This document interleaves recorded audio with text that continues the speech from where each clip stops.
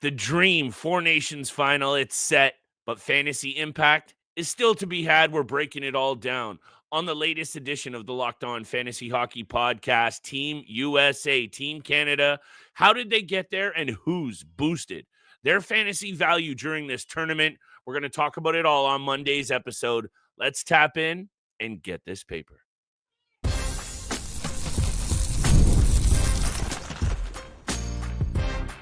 You're Locked On Fantasy Hockey, your daily podcast on fantasy hockey. Part of the Locked On Podcast Network, your team every day. Welcome back inside the lab, fantasy fanatics. The hockey world is abuzz, and that's why you're tapped into your 30-minute daily, Monday through Friday source of information, NHL news, and betting breakdowns. The Locked On Fantasy Hockey Podcast coming in hot steel. What a weekend of action that we have to cover on today's episode. We'll get to it all. Players that have boosted their fantasy value through the Four Nations tournament. A little recap of what we saw on Sunday from Team Canada. There is a lot to be covered, but today's episode is brought to you by our friends at FanDuel Sportsbook. Today, get your loot in at FanDuel, where new customers get $150 back in bonus bets if your first $5 wager hits. Steele, today, you know it's serious. The Canucks, Canadians, we got it done against Finland. Sloppy third period. Let's talk a little bit of what we've seen from Team Canada off the jump, because we'll tee up the finale Thursday. It's a juicy one, rematch, whatever you want to call it. We'll do all the previews. But this tournament is going to have impact on the last few weeks of hockey here. And I think there's some players that we'll get to that really have boosted their fantasy value, whether for real or not. I'm intrigued to see who you're looking at. We'll get there. Team Canada, though, I'm going to turn it right over to you, because the Team USA performance was one thing. Big response against Team Finland. Wherever you want to go, I'm ready to take it. I think, though, the NHL has really knocked this one out the park. This has been a sensational couple days of hockey, whereas on the NBA side of things, no one really gives a darn. And I know that's not fantasy-wise, but I think this is just good for hockey. And I know I'll speak for myself. It's been a very exciting couple of days. Very exciting indeed. And funny enough, I was just walking out the door when Team Finland scored their first. And then by the time I got back to my place to hop on and record today's episode, I look at the scoreboard and it's 4-3. They had scored 2 goals in 50 seconds. And there the comeback was on. Luckily, Sid the Kid, team captain Canada right there with the empty netter to close this one out with a 5-3 victory for Team Canada. Right. They solidify themselves. Really, the game between Team USA and Team Sweden later this evening does not matter, because Team Sweden cannot make it to the finals. It will be a rematch from what we saw Saturday night.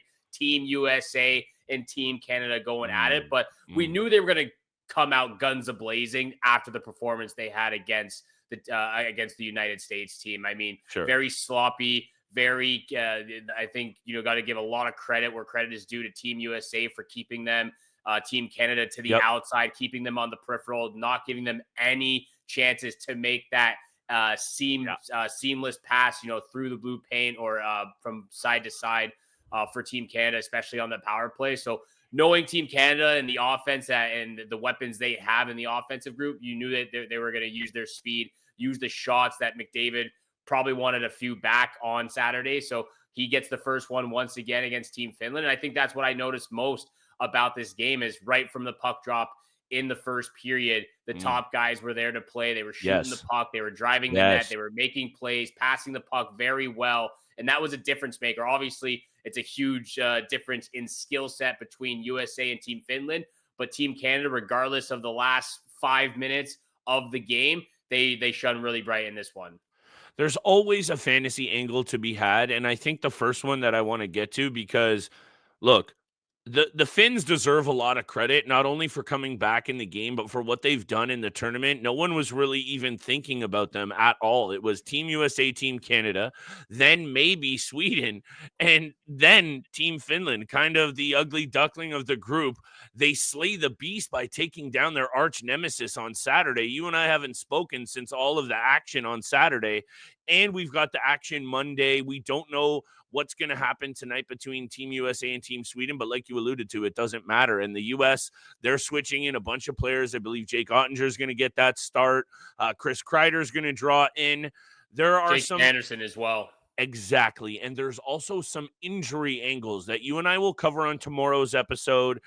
Shea Theodore being one of them.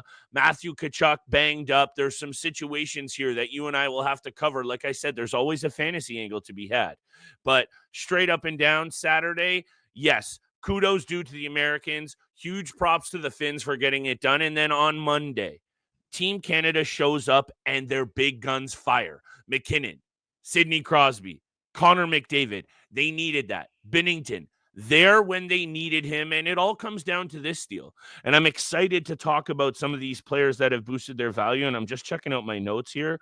Aside from what you just said, the Top Guns getting it done, I was really impressed by UC Soros coming in after he kind of got lit up against the Americans in game one, and then he comes in after Lankinen, deserves credit too, and really held down the fort against Canada, clearly a motivated team to get back and throw down against the Americans. This is just good for hockey, Steele. You and I got to come on here, and there's not always a fantasy tie, and this one doesn't need to be had because this has just been fun for hockey fans. And look, Saturday, Sunday, the NHL returns. Don't miss a single episode. We're going to have you covered there. I guess all I want to wrap it up with is Cale Makar's influence, Steele, I think was very clear for me that wrinkle of offensive nastiness that he brings and just a very calming presence. He does so many things well. And him back in the lineup against the Finns, and I know he was held off the score sheet, I believe, almost entirely. His presence was felt. And I think him being in the lineup against the Americans Thursday night, you and I can talk about it in more detail. I think that's going to be huge, personally. It is huge. And, he has been held off the scoreboard for both games that he has been able to play in. Obviously missed the game against Team USA with an illness. And, Thomas Harley drew in and played pretty well filling in that gap right there. But Cale Makar is a huge difference maker. And even though he hasn't been on the score sheet, he's a factor in so many different ways on the ice and off the ice with his ability to just communicate with his teammates. Do it all. Use his speed. He has 6 shots on net in 2 games. Using his speed, he has over 26 minutes of average ice time in those 2 games. So he's played a lot, even battling through the illness over the last couple of days. So he's a key piece to Team Canada. And we talked about it we talked about it off air, offline, that he's a difference maker against Team USA. If he's in that lineup and he's quarterbacking the power play, and this is not a shot at Josh Morrissey, who's been fantastic himself as well. Agreed. But Cale Makar makes a difference in that game against Team USA. They still could have lost because the defensive group of Jacob Slavin, who's played great, Zach Werenski, Brock Faber, 2 guys that I want to talk about in the next segment. Yes. Defensively, the whole team played great, but Cale Makar can do it all, even though he's been held off the scoreboard. Fantasy value being boosted. Players that I think, whatever your format is of your league, because some leagues have that trade freeze, Steele, like the deadline is approaching. But I think there's some angles here that you and I have to cover with players that have not only looked real good, but maybe you can use this boosted value and attention to perhaps swing a player that takes your team over the top. Just to finish, Cale Makar, 26 minutes of ice time on average over his 2 games. Only Victor Hedman and Esa Lindell have averaged more ice time in this tournament, and they've both played just over 26 minutes. So I want to talk about a whole bunch of players after the break. Granlund, Carlson, Canadians, Americans tomorrow. We'll have a look ahead at an early waiver wire special. I have a number of players that I know I want to bounce off, Steele, because look, you can still get into the nitty-gritty and perhaps get that paper over the next couple of weeks. Today's episode is brought to you by our friends at FanDuel Sportsbook. You know what it is, guys. We love making our wagers at FanDuel, and that's because when the NBA action gets started, there's no better place to get in on it than FanDuel. With FanDuel, you can place your live bets throughout the game. Never miss a single bit of action. An opening tip, fourth quarter comeback, Fourth quarter comebacks is where I'm at, Steele. Stay in the action, and if you're looking for a bigger payout, you can combine those into a same-game parlay. We love the same-game parlays here on the Locked On Fantasy Hockey Podcast, and you got to be checking it out. The app's so easy to use, and when you get wins, you get paid instantly. Right now, FanDuel, new customers get 150 bones in bonus bets if your first $5 wager hits at FanDuel.com. You can join today. FanDuel.com, your shot at 150 in bonus bets if your first wager hits. Make every moment more with FanDuel, official sports betting partner of the NBA. And thank you so much for making the Locked On Fantasy Hockey Pod your first listen. Monday through Friday, 7 o'clock in the mornings when you can find our episodes. If you please can out there, share with your friends and family. The subscribe button's right there. Make sure you smash that. Get us to 2,000 subscribers. It only takes a second out of your day, so we really do appreciate it. Hit the follow button. Leave a 5-star review. Flip and I absolutely love all of our supporters and listeners out there, so thank you so much for that. And there definitely has been a lot of players who have boosted their value, and I think everyone in this Four Nations tournament, most of them, I'd say 95% it's going to be tough to acquire them. It's going to be tough to pick them up. Thank you for saying that. The waiver wire. So these guys are players that I would, I guess the way we can twist it is sell high targets or guys that you should be targeting before your fantasy league trade deadline. Exactly. And I know this guy's on both of our lists. Mikael Granlund has been spectacular. I know we talked about him very quickly when he was traded to the Dallas Stars. There was a few comments out there, maybe not jumping on him, being aware of him and what his value would be like going from San Jose to Dallas. And from what I've seen so far in the limited amount of games with the Stars, in the 3 games he's played for Team Finland, there's nothing stopping him from being a dominant force in the offensive zone. He's been great all season long. He had 45 points in 52 games at the start of the season with the San Jose Sharks, 126 shots, 37 blocks, 37 hits.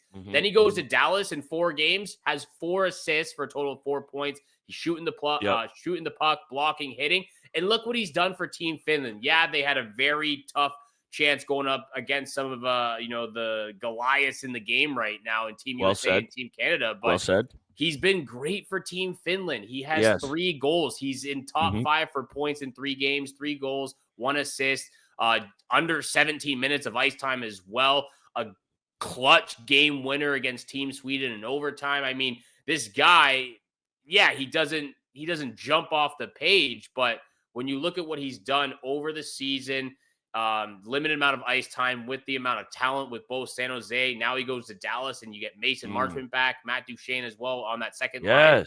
This is a guy to look out for. And like I said, it's going to be tough to acquire him.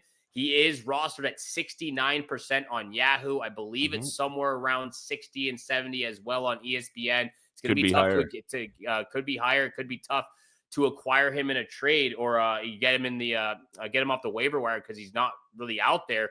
But Mikael Granlund has definitely boosted his fantasy value with the performances I've seen for 3 different teams, including Team Finland this season.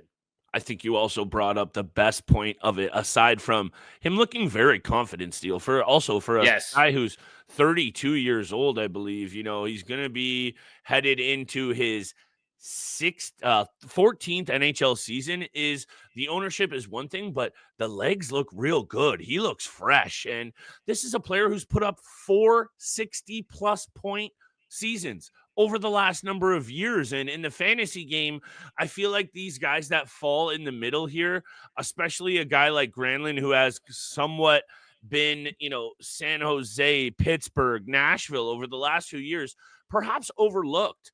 And I think seeing him on the ice with the best on best and him flashing these skills tells me that he is someone that really needs to be considered. And now that he's playing with Duchene and Marchment on a very good defensively stingy club, just metrics and otherwise, plus minus, like, look, the guy has obviously had some struggles on the Sharks a couple of seasons, last season, minus 23. Now you're in a really great scenario. And are you going to grab Granlund and he goes off and scores 20 points down the stretch? Perhaps not. But if he is looking this good, with these best on best, and now he's playing for the Dallas Stars, you got to be jumping on him. You and I totally agree on this. So far this season, Granlund has been nothing but beasting and chipping in on the periffs a little bit too. 49 points, 22 penalty minutes, 131 shots on net. Yeah, 40 blocks and 42 hits don't jump off the page. It's got to be mentioned. He is definitely one of those guys who have boosted their value steal. Go out there and get yourself a piece of Mikael Granlund, 100%. Now, if you're good, Erik Karlsson, yeah, it was one goal. Yeah, it was Willie on a little backhand sauce. But also coming into the break, Erik Karlsson, 2 goals, 4 assists in his previous 5 games. This is a player that I know it's going to be really hard for him to be moved, Steele, but I think we've covered multiple angles. If Erik Karlsson goes to a team with a winner, or they're lurking around, my goodness, he becomes a must-add. Even at 38 points in 57 games this season, he has looked good on Team Sweden and definitely boosting his value so far. Yeah, I mean, we talked about Team Sweden. They probably have the most electric defense core in this Four Nations game, and that's saying something when we talk about what Team USA, Team Canada have as well. So, Karlsson, has definitely boosted the value and what it does for the Pittsburgh Penguins, and Kyle Dubas potentially trying to offload his deal, that contract, onto another team. It helps him, especially with the cap going up as well. So good point for Erik Karlsson, who I actually have in multiple different leagues this season. So must be nice.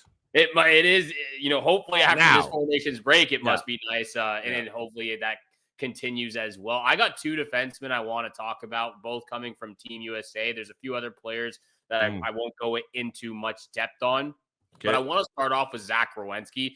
I've talked about him so highly this year. I've mentioned that I really do believe that he has a really good chance of winning the Norris Trophy this season, especially if he can be that reason for the Columbus Blue Jackets to make it into a postseason spot for the first time in 4 or 5 years. Zach Werenski is just getting to his prime. He's 27 years old. He's already at his career high this season with 59 points in 55 games. His previous career high was just last year with 57 points in 70 games. So he's already 2 points higher in 15 less games right now this season. He's a plus 10, 29 penalty minutes. He's already at 200 plus shots on the season, another career high for him, closing in on 93 blocks, 13 hits. This is what I like about him, is that he's doing this for Team USA, but he's also doing it with significantly less time on ice. He usually gets somewhere. His average time on ice with Columbus is over 26 minutes.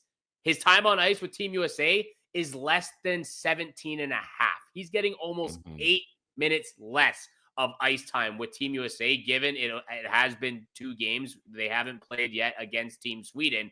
But the fact that he's in second points right now, he was actually leading before Crosby had a 2-point night, a 2-point game against Team Finland, who's now leading at 5 points. Werenski, 4 assists in 2 games, 3 shots, 17 and a half minutes of ice time. He's a +1, 3 shots on net. I just think Zach Werenski, when we talk about this player, what has happened injury-wise throughout his career, he's only played 1 season of 82 games.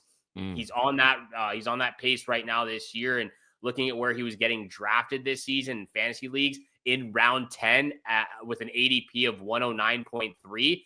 That is significant value for where you were getting drafted, where you were drafting him. And going into next year, there's going to be a lot of eyes on Werenski going very early. I still think in the back of the head, people are going to be thinking about the injuries that he has dealt with and the proneness of it. Perhaps. But after a season like this, there's going to be a lot of players out there, a lot of GMs who will target Zach Werenski early into next year. And if you're in a keeper league, he's got to be a keeper at this point. A 100% slam dunk. Werenski plus 550 for the Norris Trophy Award, just behind Quinn Hughes and Cale Makar. I actually see some juicy value in that steal, because when you're looking at these numbers, Makar 63 points, Hughes 59, Werenski 59. Then you look into the nitty gritty a little bit. How about this guy is out shooting all defensemen in the NHL at 203 shots? Really appreciate you bringing this guy up. And obviously, you're not going to be able to go out there and get Werenski. And trading for a guy who's been that good is probably not happening. But there's always a fantasy value angle to be had here. How about his line mate, his D mate, Ivan Provorov?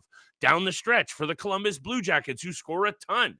This guy, 5-on-5, also leads the league in defensemen at 5-on-5 goals, I believe. I won't bring that Yes. up because all that matters is every single situation that you and I cover has an angle that you can capitalize on. And I'm kind of seeing it as, why not get his D-mate, Ivan Provorov, down the stretch, ownership out there, Columbus, gonna score goals at the least of what they're gonna do.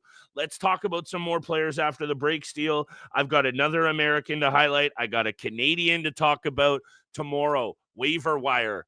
Who cares? Get out there. Add some of these players that Steele and I are talking about. We're going to analyze the schedule. We're going to analyze what you need over the next couple of weeks, every single day, 30 minutes in and out, baby, on the Locked On Fantasy Hockey Podcast. And don't worry, I'll be talking about Werenski's D-mate Provorov on tomorrow's episode as well. What you want to take advantage of right now, though, is Select Quote. This episode is brought to you by Select Quote. In sports, having a winning strategy is everything. It's how the best teams make it to the Super Bowl, the World Series, and the Olympics. The same goes for life. Having a strategy like life insurance from Select Quote can protect your financial legacy and keep your family's future secure. Select Quote makes it easy to find the perfect life insurance policy. As one of America's leading insurance brokers with nearly 40 years of experience, they've helped over 2 million customers from finding $700 billion in coverage since 1985. What sets Select Quote apart is their personal touch. Unlike other brokers that offer one-size-fits-all policies, their licensed agents tailor coverage to fit your unique needs. If you're in good health, you might even qualify for same-day coverage of up to $5 million. No medical exam required. And it gets more affordable than you'd think. You can get up to $1 million in coverage for as little as $20 a month. Get the right life insurance for you for less at selectquote.com/lockedonnhl. Go to selectquote.com/lockedonnhl today to get started. That's selectquote.com/lockedonnhl. Select Quote. They shop, you save. And thank you so much for tuning in for today's episode with Flip Livingstone and your boy Steele Roden. Thank you so much for all that love and support. Continuing on the topic of players who have boosted their value in the Four Nations Faceoff hockey tournament this last week. Flip, over to you, my friend. Who are you looking at from Team USA? I want to throw some love to Dylan Larkin because I really do like this guy's game. I think that he has had some unfortunate injuries and has been one of those guys that fantasy-wise has been frustrating. I just wanted to throw him some love. But to me, Steele, who's boosted his value just based alone on kind of, I don't know, I don't want to say clutch performances, but his ability to kind of not only make the team, and Matt Boldy, let me spit it out. Matt Boldy, to me, has looked good. And I know, and I guess why the angle I'm taking with this is, aside from that 6-3 victory that the Wild had in their last game against the Islanders, where he scored 2 goals and an assist, he was very quiet leading up into the break of this. And I think the flashes of brilliance that we saw from Matt Boldy to start this season, 48 points in 56 games, we really thought the arrival was really here. And perhaps it still is a young player that is going to have his inconsistencies at 23 years old. The progression, though, right? 39 points to enter his career in the NHL, 63, 69. We were ready for a big breakout, and it looked like it was headed there. There were some inconsistencies. The Wild had their injuries and their own. But the performances that I've seen from Matt Boldy, deft tips, good passes, I think this is a guy somehow, whether it's trade, whatever it is, I know that you can't go to the waiver wire and add him. I just wanted to throw some love to Matt Boldy because perhaps I look at Matt Boldy this way, Steele. He's going to be a very tough kind of keeper player on a good team. I say keep him. I think what I've seen from him in this tournament and what he has flashed this season, that big blow-up season is coming next year. I don't know what the Wild hold. I know Brock Faber you want to talk about. To me, Matt Boldy, 20 goals, 28 assists, and what I've seen from him in this tournament, let me bring that up because I believe it was right here, Matt Boldy, a goal and 2 assists. He's playing just 12 minutes of ice time per night. I really like this kid's deal. And I think this bonus of confidence could mean huge things for him down the stretch. Well, the fact that you bring up Matt Boldy, it goes well with the player I want to talk about also from Team USA on the blue line, and that's Brock Faber. once again, a guy who has had a little bit of a regression of a season, both fantasy wise and just in general in the National Hockey League with the Minnesota Wild, going from Sure. 47 points to 22 points this season, Mhm. just in 52 games. He plays a lot. He gets a lot of ice time from in Minnesota. But when you look across the board, the shots are down, the blocks are down, the hits are down. Everything has been down besides his overall game has been very solid. So when I look at him on Team USA, with some really great skilled players around him as well. The fact that he's second on the United States team in time on ice with just over 22 minutes, right behind Huge. Jacob Slavin, Yeah. and fifth overall in the tournament for time on ice, Huge. that says something to me about the trust and the ability that he has in his game. He has Sure. 22 minutes of average ice time so far this Four Nations tournament. He's got 2 assists. He's +4, and the fact that he's getting more ice time than guys like sorry, I'm blanking. Werenski probably Werenski, playing more. Zach Werenski, Adam Fox, McAvoy. Charlie McAvoy. Thank you so much for helping me out Got there. you. Noah Hannafin as well. The fact that this young stud is getting more ice time than guys who have a bigger presence in the NHL, it tells me something about his game. It tells me something Mhm. about his mindset, his Mhm. mentality, his skill set in the defensive zone as well. I think he's done a fantastic job for Team USA. I'm hoping it translates back over for both him and Boldy going back to Minnesota. They get Kaprizov back, hopefully, from his surgery and the injury that he's been dealing with. And Minnesota gets back into tip-top shape, ready to go for the playoffs. Kind of intriguing that those are the players that really we kind of like. I don't know if we're going to do players that have hurt their fantasy value, but Philip Gustafsson is probably on that list. Not look too tight in the He might cage. be. He And might that's be. probably because you know what? I'd actually have a lot more confidence in the guys that we just talked about getting it done down the stretch and a little bit concerned about the goaltending. That's just me. But you got Flower as a security blanket. You and I will talk about all the playoff angles coming up. No doubt. Four Nations will cover it tomorrow. Waiver wire. Tap in. There's still some players out there that you can add that might make your squad just a little bit more dangerous. Still, I got a number of topics to talk about on tomorrow. Should I say targets on tomorrow's episode?